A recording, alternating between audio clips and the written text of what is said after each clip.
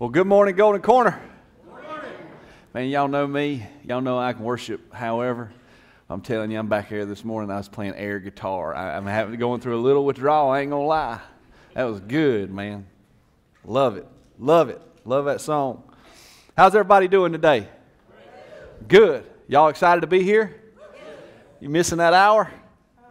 Just a little bit? I don't listen. Listen, I woke up this morning at 5. Brittany, she said, hey, it's 5. You got to get going. I said, no, it's 4. I said, I'm tired. It's 4. But we going.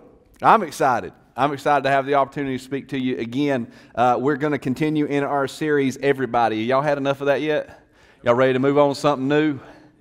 All right, I'll ask you again at the end, and we'll see. I'm just kidding. We're in a series called Everybody. In this series, we're learning how to be the church. And we've discovered a lot on this journey. Y'all help me out. We'll get everybody to get woke up real good. Church is supposed to be very good. All right, y'all could give a little bit more life than that, okay? Thank you. Church is supposed to be for everybody. That's exactly right. When we say everybody, we mean everybody. We also discovered that everybody has an important part. You remember that? Everybody has an important part. If the church is going to be the church, then everybody has an important part. We have a special work that we bring to the table, and we talked about we're going to discover that. And so I believe there are a few things that if we do, we will be helping the church be the church. We'll be doing our part. And so the first one was everybody gets... Oh, yeah, this is good. Everybody gets together. Everybody gets together. One of the first things that has to happen as believers is we need to prioritize being in relationships and spending time with other believers for the sake of helping one another, encouraging one another, relying on one another, spurring one another on in this journey of following Jesus, right? So everybody gets together. The next thing was everybody serves somehow. Every single one of us have the responsibility of serving some way. You may feel like you don't bring anything to the table. That's a lie. You do. There is some skill or some ability or some giftedness that's been placed inside of you that you're supposed to take and you're supposed to use for God. We're supposed to humble ourselves and help others. Y'all remember that? So everybody serves somehow. So we're done. That's the recap. These recaps are getting shorter and shorter. You noticing? It's because the sermons are getting longer and longer. In order to share the next part with you, though, guess what I have to do today? That's exactly right. I got to tell y'all another story because there's another piece I believe that we all are supposed to be doing. So y'all ready to get going? Yes. If y'all ready to say, we ready, Tim? We ready, Tim. Good. This is one of my favorite stories in the Bible, and I feel like I say that all the time, but this really is one of my favorite stories in the Bible. If you want to read it for yourself, it's in Luke chapter 21, verses 1 through 4. Or Mark chapter 12, verse 41 through 44. Someone's heart just leapt. They said, did you hear that? This story is only 4 verses long. We're going to get out of here quick. That's not the case. I'm going to tell you the story. I just told you where you go read it if you wanted to read it for yourself. But I'm going to try to tell you the story because it is one of my favorites to tell. Jesus is in Jerusalem and he's been teaching in the temple. As a matter of fact, Jesus has just finished a lesson where he is warning his followers about the dangerous teachings of the Pharisees. I'm sure making friends and earning fans in the religious leaders there around the temple, don't you think? And Jesus gets done with his message, and as he's finished teaching, he heads over to a spot in the temple that's adjacent to what is commonly referred to as the Treasury. Now, I want to stop for a second because I did a lot of research on this because, frankly, I just didn't know anything about the temple. I didn't know anything about the treasury. I didn't know how bringing offerings to God worked at this time, so I did a bunch of reading. Turns out, surprise, surprise, that bringing offerings to God at the temple in Jerusalem at this time was a strangely religious and complicated process. On the west side of the temple, there was various chambers and areas, and there were 13 different chests where people brought their offerings to God. Now, these chests were labeled and grouped for different purposes. So some people brought, it might be for a particular sin, or it might be for the temple tax, or it might be for some other reason, but they were labeled. And so when people came, they would bring their offerings to God, and all these chests were shaped like trumpets. They were kind of small at the top and large at the bottom. And so I don't know why. I made some assumptions when I was thinking about that today. I was like, why did the religious leaders do this? I think kind of for kicks and giggles, they would sit there and watch as people brought their offerings for whatever sin they had committed. So I don't know. It was just this religious process. But the reason it's important for us is because the place where Jesus goes and sets up is a place called the Court of Women, which is the farthest that a woman could go in the temple at this time. And the chest that was in the Court of Women was for voluntary offerings to God. You understand? So that means that is just the chest was for if somebody just wanted to give to God out of their own willingness, because they felt like God wanted them to. So that's where Jesus goes and he sets up. So you got the scene in your head. So Jesus goes, he finds his way through the temple, and he sets up. And it says that as he gets there, he sits down near that chest, and he just starts watching the people give. Now, how do you imagine that? How do you imagine that? You just imagine Jesus just watching. He's just watching the chest. Which brings me to my point this morning, guys. Jesus is watching you give. I'm just kidding, guys. Come on. When you're on your way out today, and it's your opportunity to give, just imagine Jesus sitting on the opposite column. Don't get tightened up on me now. I'm just kidding, guys. I'm just kidding. Who knows where he is in the building when you're giving?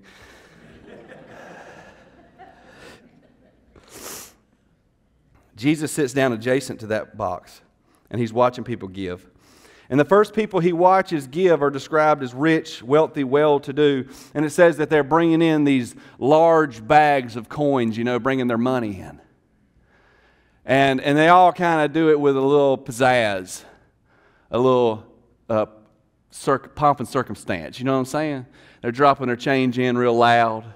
I just imagine, you seeing this with me? Imagine one guy kind of pouring one coin out at a time and looking around. Ding, ding, ding, ding, ding, ding, ding, ding, ding, ding, ding, ding, ding.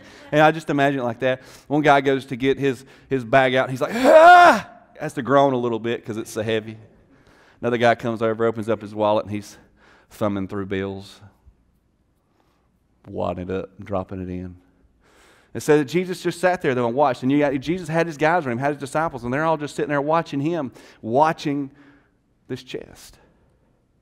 It says, then all of a sudden something captured Jesus' eye. Now, you guys know I'm an imaginative guy, so I want you to see the scene with me. So if you're comfortable, and if you're watching online, and if you're comfortable, I want you to do this. If you trust the people in your home with you, close your eyes and just imagine this with me.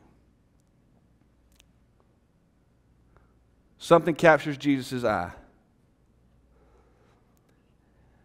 Making her way through the crowd comes a woman. Do you see her? You can tell right away she's poor. Her clothing is pretty tattered, pretty drab. Even though it's probably her best that she had to wear to the temple that day. You can see plainly life has treated her harshly. She's a widow. She's left too soon by her husband. His loss, you see people like this sometimes. His loss still shows on her face. It's apparent that she's alone in the world with no one to help her out of the state she's in.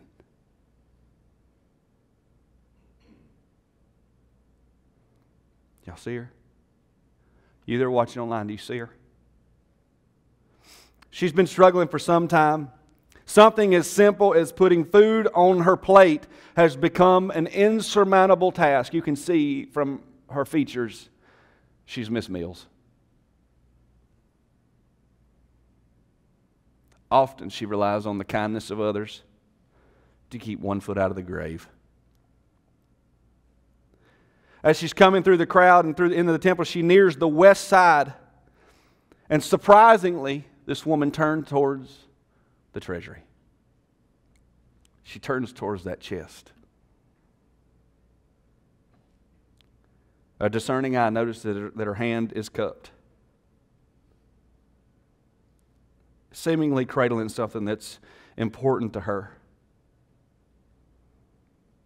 As she comes to rest in front of that trumpet-like chest, she extends her hands to reveal, and you see this in your mind. In her palm lies 2 ruggedly cut copper coins called leptons, or we call them widow's mites. Comparatively, they're worth about 1/8 of a penny. As gentle as she entered the room, she turns her hand over and she drops the coins in the offering, her gift to God. Open your eyes. Did you see it? Jesus rises. He jumps up upon seeing her give like that. And he calls his disciples to him. He says, hey boys, come here. Because he knew they were watching what he was watching. They were watching him watch. So they picked up on this. He says, come here, I got to tell you something. Verse 3, read this with me. He says, and this is from Luke, I tell you the truth, Jesus said. This poor widow has given more than all the rest of them. Did you catch it? More than all the rest of them. Did he say more than any one of them? He said more than all the rest of them. Everybody we just watched that brought in these big bags of coins, everybody that brought in all this money, she's given more than all of them put together. That's what he says. She's given more than all of them. And this is what he says. This is the reason why. Verse 4. For they have given a tiny part of their surplus, but she, poor as she is, has given all she has.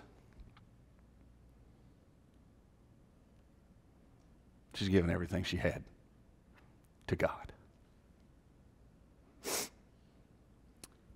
Jesus makes a point to his friends.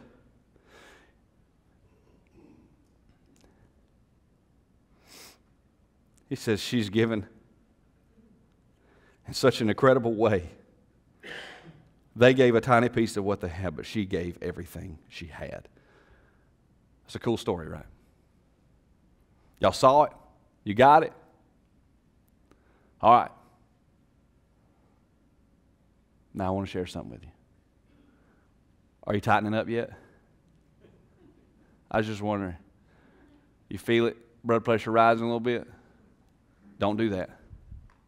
You say, Tim's about, he's about 6 weeks in. We can hire another senior pastor. You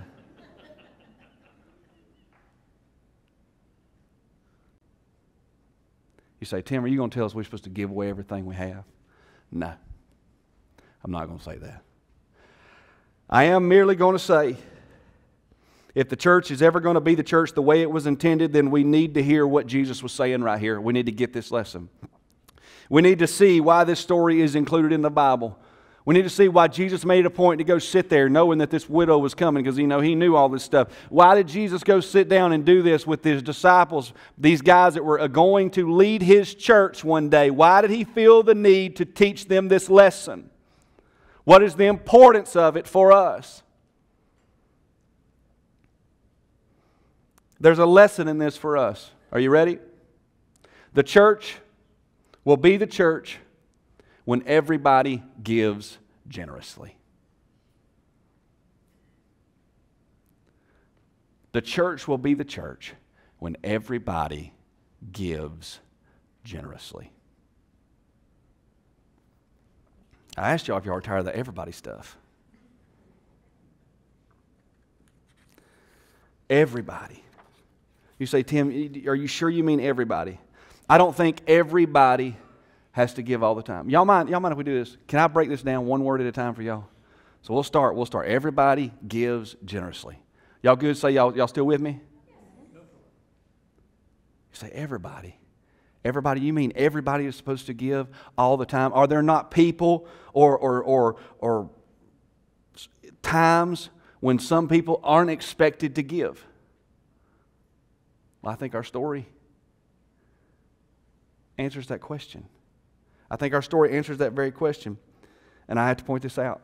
There is no mention that Jesus gave her money back. Do you see that? Jesus let her give. She walked in there. She gave her offering to God. Jesus stood up. It doesn't say that he ran over and reached in and grabbed those two leptons of those widow's mites. He didn't. Those mites. He got them out and handed them to her. Say, no, ma'am, you are exempt from giving. He didn't do that. He didn't reach in and grab one of them big bags of money and say, now, actually, you take this with you on your way out the door. He didn't do that. He allowed her to give and stood by and applauded her. Do you see that? He applauded her giving all she had. If he allowed her to give, don't you think he expects us to give? Her to give in her circumstance. He even says it. As poor as she is, as bad as her situation is, look at her giving. We have a tendency to think differently and to operate differently now, don't we? We say things like, God knows I'm putting the kids through college right now. Or I'm in college right now and I don't have a lot of money. Things are a little tight, so we're going to hold off for a while. I have so much debt, God couldn't expect me to give. But here's the truth. If she was expected and allowed to give, so are we. Everybody. Is that fair? So that's everybody. Now let's talk about gives. We got to talk about it because I tell you, over the years I've had a lot of conversations with people, and we'll get on this subject of giving. Somehow it'll come up, and they'll say, Tim, I know I don't like giving out of my finances or out of my money. I don't like to do that, But what I try to do to supplement for that is I give my time, or I give my skills, or I give my abilities. And I always say, yeah, that's called serving. It is. That's what we talked about last week. And that's a good thing too. The Bible differentiates between giving in those ways and giving out of our finances and giving out of our resources. As a matter of fact, the Bible teaches that we are supposed to give out of our finances. That's what we're supposed to do. If we didn't have to, why did the widow have to? Why didn't the widow go, you know what, instead of taking my 2 coins this week, I'm going to volunteer to orphanage. I'm going to deliver meals to somebody. She chose to give because she knew she was supposed to give, and she wanted to give.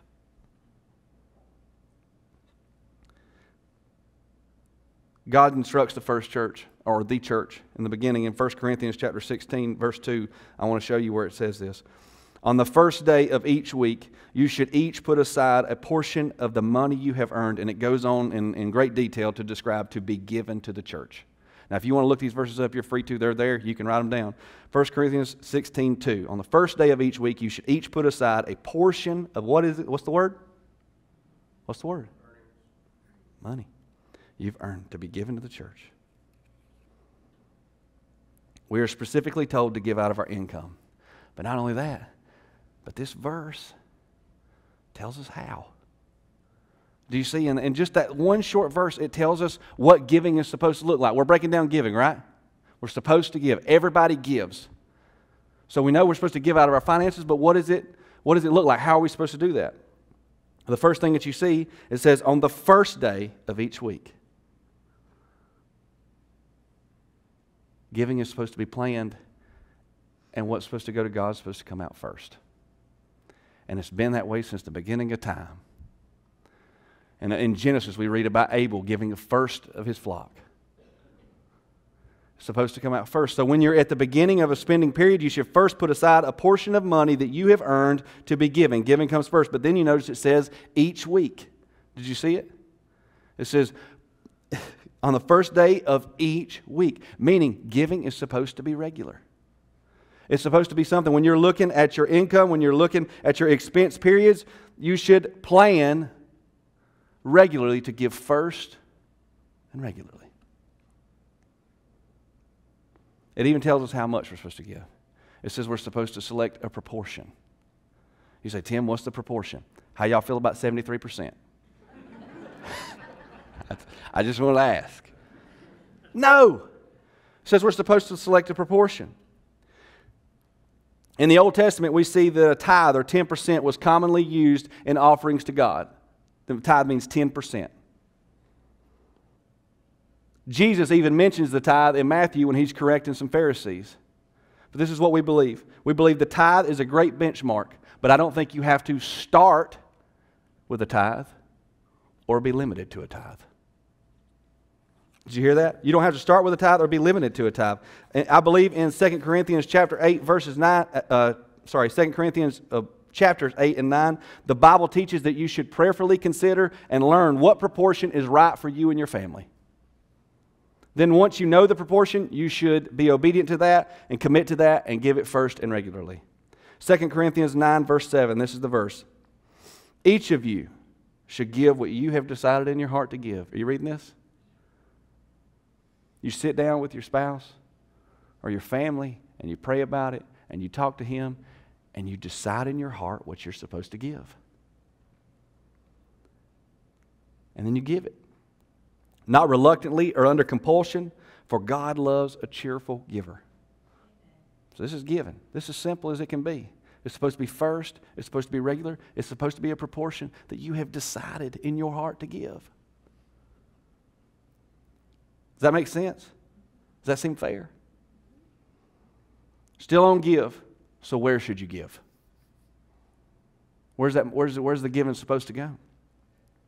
Well, in our story, the widow is bringing her money to the temple. And remember, I said this was important, as a voluntary offering to God. This was money that was supposed to be used for God's work. In Scripture regarding the church, money and resources was offered and collected in the church to be used for God's work through the church. Do you see that? Therefore, I think church is a great place to start. I'm just going to be honest with you. And there again, I've spent time over the years and I've talked to people. And for whatever reason, they have some disdain for giving to church. Maybe it was corruption that they heard about or they saw firsthand. Maybe it was a lack of transparency that they feel with the church. But for whatever reason, they feel like they should give their money other places. So they give it to a missionary or they give it to some other organization that's doing some other incredible work. And I think that's fine. However, I do want to say, at Golden Corner Church, we're all about God's work. That's what we're about. We're on mission, just like a missionary, in Walhalla, South Carolina. We attempt to be great stewards of the giving that we receive. We are transparent about where it goes. We have great checks and balances. And mostly the most important thing is we endeavor to see God use our finances to do as much good for other people as possible. And that's me being as honest with you as I can be. And if you consider us your church, if you're online or you're here and you consider us your church and you partake in all the things that go on here, you want to see your church make a difference, I think this is a great place to start with your giving. I do.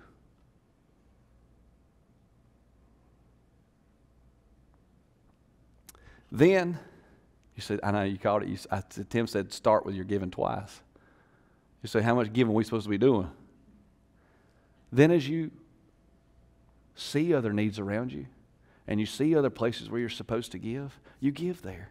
It's kind of like what we talked about last week with serving. When you're serving here, it's just the training grounds. Well, when you develop that habit of giving first and giving regularly, and you grow that in your life, what's going to happen is you're going to start to see all this opportunities for giving around you. It's the training grounds for that. And then you move on to the third word. Everybody gives generously. Do you understand that the goal in giving is generosity? Do y'all understand that? The goal in giving is generosity. Generosity is what God wants from us. As followers of Jesus, we've been asked to be generous repeatedly. As a matter of fact, in 2 Corinthians chapters 8 and 9, if you go read it, you will figure out that there are 10 different times the word generous or a synonym for generous is used. The expectation for giving is that we will do it generously. We will do it willingly and cheerfully, because that's what impressed Jesus about the widow's giving. Do you see that, Scott? It impressed him how generous she was. That's what he was impressed by. 2 Corinthians chapter 8, verse 12. Read this with me. Whatever you give is acceptable if you give it eagerly. Do you see that? We sit here sometimes and we talk about amounts or this or that, and we get so worked up about it. And this is what it says: whatever you give is acceptable if you do it eagerly, if you do it generously, if you do it willingly, if you do it cheerfully, like it brings you joy to give. The expectation in giving is that we are generous.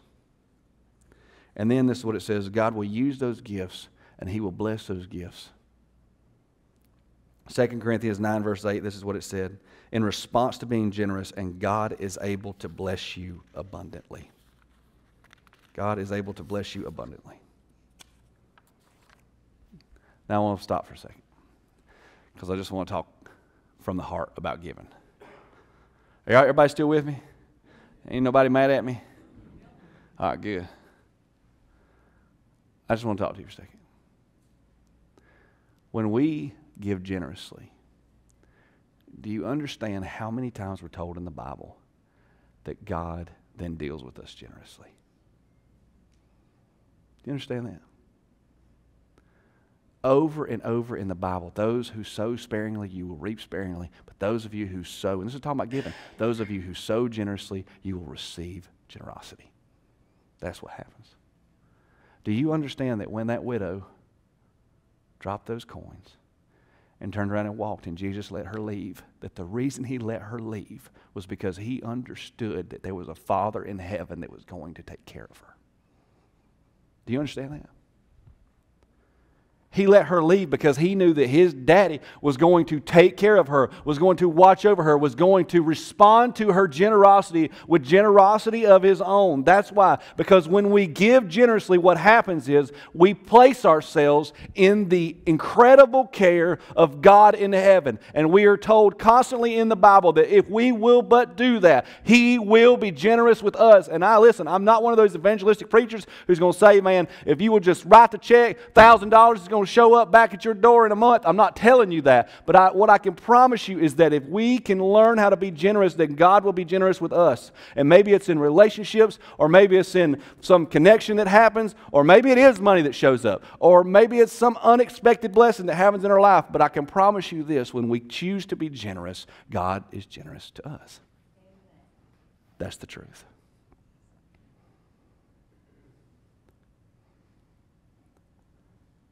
But constantly, I find myself talking to people in financial turmoil.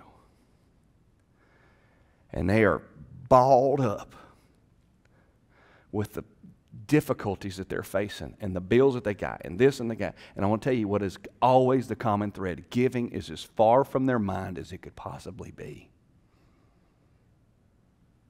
And the tighter they hold on to it, the more it envelops them.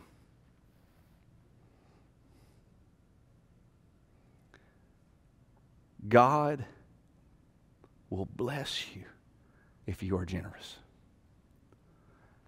You can be generous here. You can be generous out there in the world. You can see people around you and be generous. Acts chapter 4 said this. I had to get an Acts in here. Y'all know we've been in Acts this whole time. It said, all the believers were one in heart and mind, and no one claimed that any of their possessions was their own, but they shared everything they had. This is the goal. See, that everybody in that first church, they didn't view this stuff as their stuff. They didn't view this money as their money that they had earned. Even though it says plainly that they had earned this money.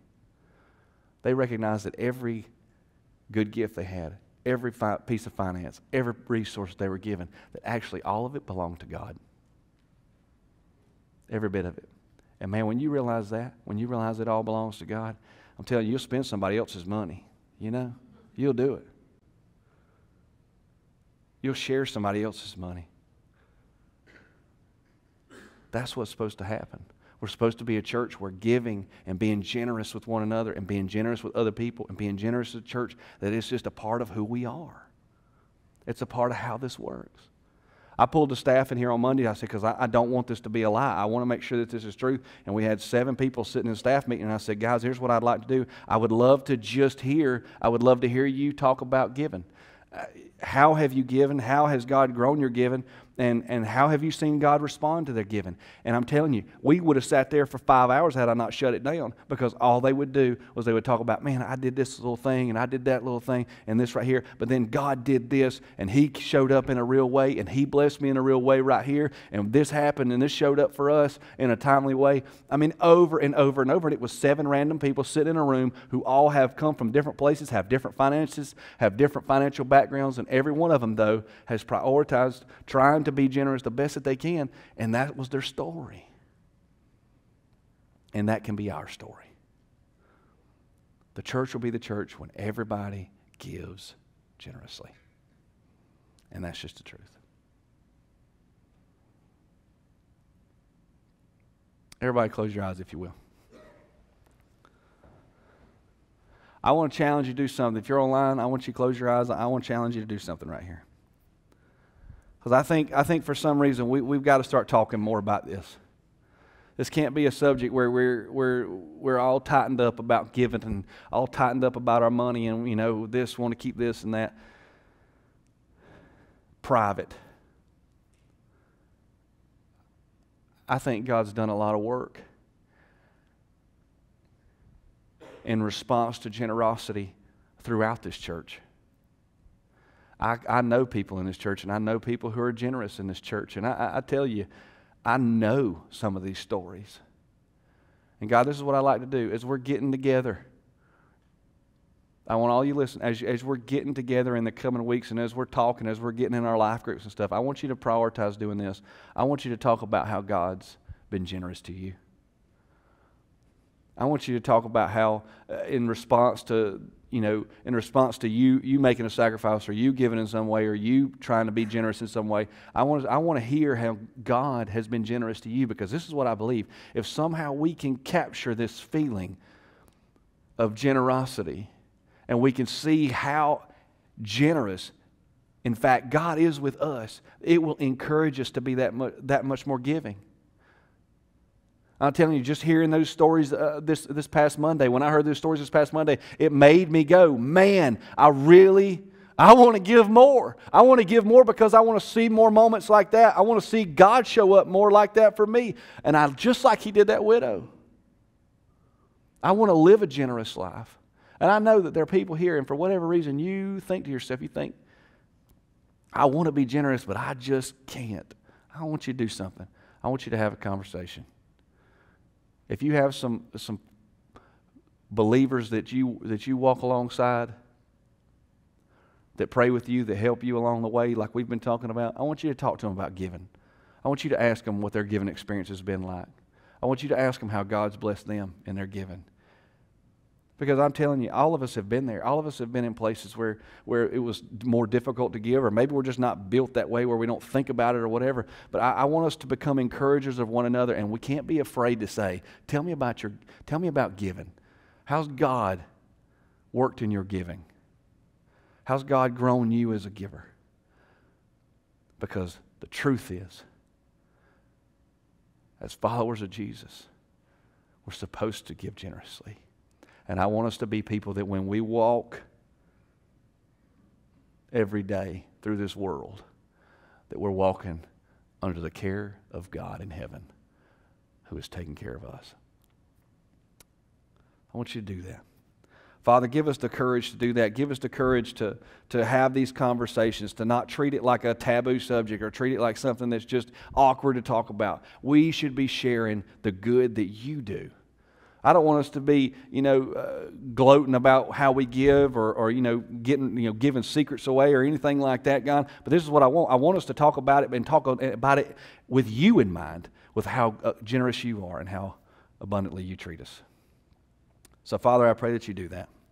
I pray that you grow us as givers, that you make all of us generous, and God, that you do a mighty work. And guys, I want to do this just like we've done for the last several weeks. I want you to pray for somebody. I want you to choose somebody in the room, choose somebody online, And I want you to pray for them. I want you to pray that God grows their generosity and He uses them to affect the lives of others in an incredible way. That they will experience that. They will experience the joy of giving.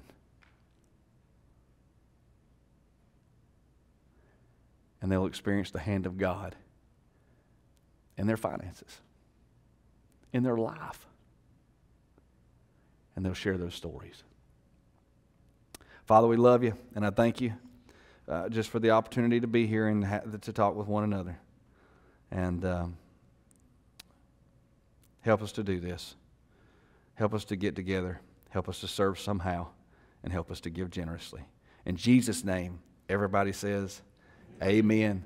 Thank you guys so much for being here. I hope you have a great week. I love you. We'll see you next week.